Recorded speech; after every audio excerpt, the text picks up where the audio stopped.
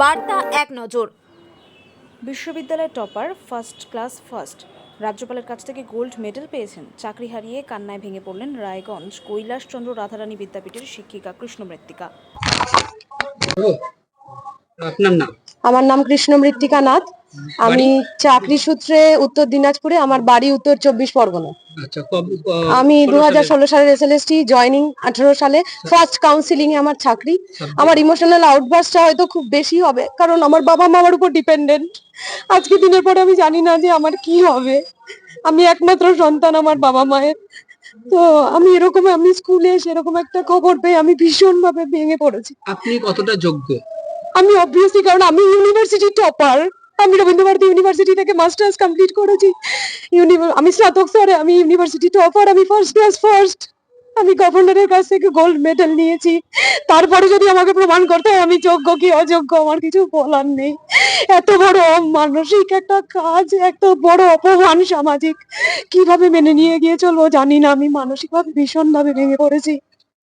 এরপরে যদি আমাকে প্রমাণ করতে হয় আমি যোগ্য কি অযোগ্য, যেখানে আমি একজন গভর্নরের কাছ থেকে আমি স্নাতক স্তরে ফার্স্ট ক্লাস ফার্স্ট হওয়ার জন্য গোল্ড মেডেল নিয়েছি, তারপরে যদি আমার যোগ্য অযোগ্য প্রমাণ করার জন্য রাস্তায় এসে দাঁড়াতে হয়, তার থেকে লজ্জাজনক কিচ্ছু হয় না। এর থেকে সুপ্রিম কোর্ট পারলে আমাদেরকে মৃত্যুদণ্ড দিক, এটা মেনে নেওয়া যায় না।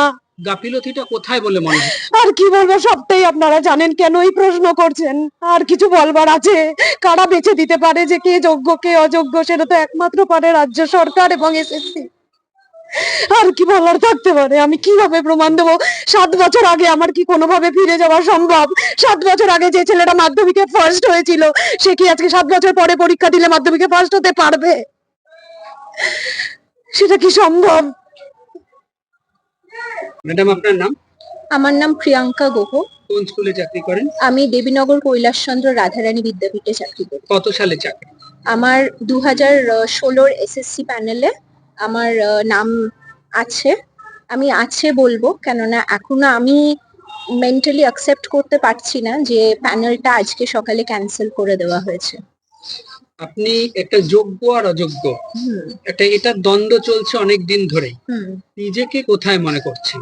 অবশ্যই আমি নিজেকে যোগ্য প্রার্থী হিসেবেই মানবো। আমার কোনো ডাউটই নেই। আমি জানি, এটা আমি জানে, আমার কলিগসরা জানে, আমার ফ্যামিলি মেম্বার্স জানে, সবাই জানে যে আমি পুরোপুরি 100% যোগ্য ক্যান্ডিডেট।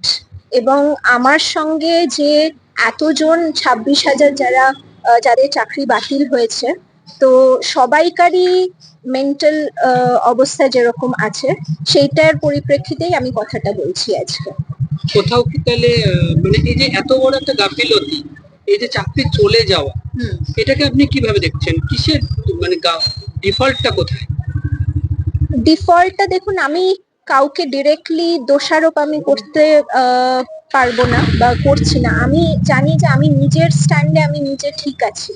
তো যারা সেইভাবে টেন্টেড ক্যান্ডিডেটস, তাদের জন্য আমাদের কেন চাকরি যাবে? আমার সেটা সব থেকে বড় কোয়েশ্চেন, যে তাদের ভুলের জন্য আমরা কেন সাফার করবো? এই 7 বছর ধরে এতটা সার্ভিস দিয়েছি আমরা ইনস্টিটিউশনে দিয়েছি, যেখানে ভোটের ডিউটি আছে, ভোটের ডিউটি করেছি, হায়ার সেকেন্ডারির খাতায় এক্সামিন করেছি। তো তাহলে কেন আমরা এইভাবে সাফার করবো? সুপ্রিম অর্ডার, আর তো কোথাও যাওয়ার জায়গা থাকলো না। হ্যাঁ আছে, বলছে যে আবার আমরা রিভিউ পিটিশন করতে পারি।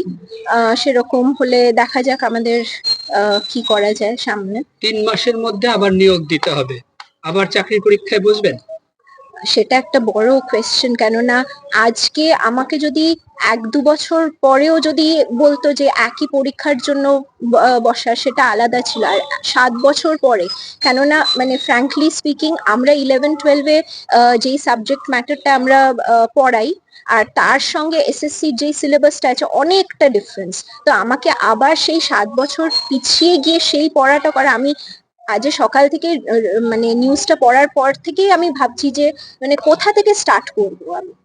পড়াটা কোথায়? এমএসসি লেভেলের পড়া না বিএসসি লেভেলের পড়া, কি কোথাকার পড়া? আমি কোথা থেকে স্টার্ট করবো? এটা একটা বড় কোয়েশ্চেন আমাদের জন্য। শেষ প্রশ্ন, রাজ্য সরকারের দায় কতটা? দেখুন, এটা তো ব্যাপারে আমি বলতে পারছি না। রাজ্য সরকার চাইলে মানে আমাদের অনেকটা সেভ করতে পারবে। যোগ্য যারা প্রার্থী আছে তাদের তালিকা যদি প্রেজেন্ট করে ঠিক মতন, তাহলে হয়তো আমরা সেভড হতে পারবো। কিন্তু সেটাই তো দিতে পারেনি রাজ্য সরকার সুপ্রিম কোর্টে, যোগ্য আর অযোগ্যের এই ডিমার্কেশনটা হুম। সেটাই তো দিতে পারেনি। হ্যাঁ, তার জন্যই তো আজকে এই অবস্থা। তার জন্য এই অবস্থা। এবং এখনো আশা করছি যে যদি মানে গভর্নমেন্ট যদি প্রোভাইড করে তাহলে অ্যাটলিস্ট আরো ফার্দার যাতে মানে হেনস্থা হওয়া থেকে আমরা যাতে সেভ হতে পারি। ঠিক আছে।